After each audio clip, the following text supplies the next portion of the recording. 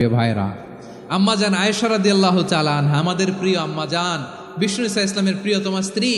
উনি বিষ্ণু ইসা ইসলামের আরেক স্ত্রী, ওনার নাম হচ্ছে সাফিয়া।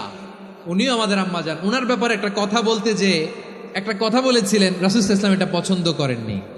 উনি বললেন যে আপনার স্ত্রী এমন এমন, সরাসরি বলেন না, ইঙ্গিত দিয়ে। নারীদের মধ্যে মানবিক কারণে জেলাসি একটু থাকে, এটা স্বাভাবিক। এটা থেকে নবীর স্ত্রীরাও মুক্ত ছিলেন না, এটা থাকবে। তো তিনি বলেছিলেন যে আপনার অমুক স্ত্রী কাদা ওয়া কাদা, সফিয়া তো এমন এমন, তা আনি কাসীরা, এটা দিয়ে বুঝিয়েছিলেন একটু খাটো, একটু স্থূলাকৃতির, একটু মোটা ছিলেন, উনি খাটো ছিলেন। ইঙ্গিত করে যখন রাসূল সাল্লাল্লাহু আলাইহি ওয়াসাল্লামকে এটা বললেন, রাসূল সাল্লাল্লাহু আলাইহি ওয়াসাল্লাম এটা পছন্দ করলেন না। আল্লাহ রাসূল বললেন, আয়েশা তুমি এটা কি বললে? এমন কথা তো তোমার কাছ থেকে আশা করি নাই। তুমি আমার আরেক বিবির ব্যাপারে এমন কথা বললে।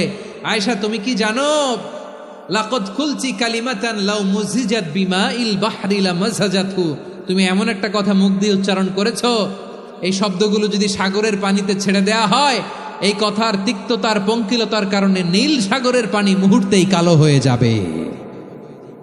আয়েশা খবরদার, আর এরকম বলো না, আর বলো না। রাসূল সাল্লাল্লাহু আলাইহি ওয়াসাল্লাম কখনো বডি শেমিংকে স্পেস দিতেন না, সুযোগ দিতেন না। আল্লাহ নবী সাল্লাল্লাহু আলাইহি ওয়াসাল্লামের এক সাহাবী আব্দুল্লাহ ইবনে মাসউদ রাদিয়াল্লাহু তাআলা আনহু, ওনার পাগুলো ছিল খুব সরু আকৃতির, ক্রিশ বর্ণের, চিকন। উনি আরাক নামে এক গাছের উপরে উঠেছেন, ডাল ভাঙবেন, কি করবেন? মেসওয়াক করবেন। তো বাতাসের ঝাপটায় ওনার লুঙ্গি একটু সরে গেল, নিচ থেকে লোকেরা ওনার ওই চিকন পা দেখে ফেললো। দেখে সবাই হেসে কুটি কুটি হাসতেছে সবাই। বিষ্ণু ইসলাম ইসলাম বললেন, হাসলা কেন? সব সাহাবারা বলে, ইবনে মাসুদের পা দেখে হাসছি। রাসূল সাল্লাল্লাহু আলাইহি ওয়াসাল্লাম বলেন, আমার আব্দুল্লাহ ইবনে মাসুদের পা দেখে তোমরা এরকম হাসলা, তার আকৃতি নিয়ে তোমরা এরকম করলা, তোমরা কি জানো? ওয়াল্লাযী নাফসি বিয়াদিহি, সেই সত্তার শপথ যার হাতে আমার আত্মা, লাহুমা আসকালু ফিল মিজানি মিন উহুদ, আমার ইবনে মাসুদের পা দুইটা যদি মিজানের পাল্লায় কিয়ামতের দিন উঠিয়ে দেয়া হয়, উহুদ পাহাড়ের চেয়েও বেশি ভারী হয়ে যাবে। খবরদার, কারো আকৃতি নিয়ে ব্যঙ্গ করো না, কারণ আকৃতি সে নিজেরা বানায় নাই, এই আকৃতি দিয়েছে কে? ও ভাই, আমার আকৃতি কেমন হবে এটা ফিক্স করার দায়িত্ব যদি আল্লাহ আমাকে দিত, আমি কি করতাম বলেন তো দেখি, উত্তর দেন।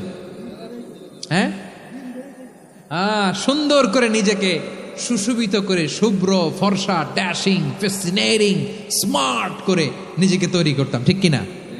কোন নারীকে যদি তার চেহারা, রং, গড়ন, অবয়ব, দেহাবয়ব, আকৃতি, শেপ কেমন হবে এটা ফিক্স করার দায়িত্ব যদি আল্লাহ তাকেই দিয়ে দিতেন, সে নিজেকে সবচেয়ে সুন্দরী, সবচেয়ে রূপবতী করে তৈরি করতো, ঠিক কিনা?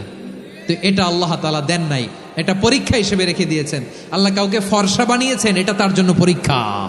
কাউকে আল্লাহ শ্যামবর্ণের বানিয়েছেন, এটা তার জন্য পরীক্ষা। কাউকে আল্লাহ নারী বানিয়েছেন, এটা পরীক্ষা। কাউকে পুরুষ বানিয়েছেন, এটাও পরীক্ষা। চিল্লায় বলেন আল্লাহু আকবার। সে আল্লাহ বললেন, গোলাম আমি হলাম মুসাওয়ির, আকৃতি দানকারী, the fashioner, the shaper, the designer. এজন্য কারো চেহারা নিয়ে আজকে থেকে আমরা আর কোনো বাজে মন্তব্য করব, মনে থাকবে?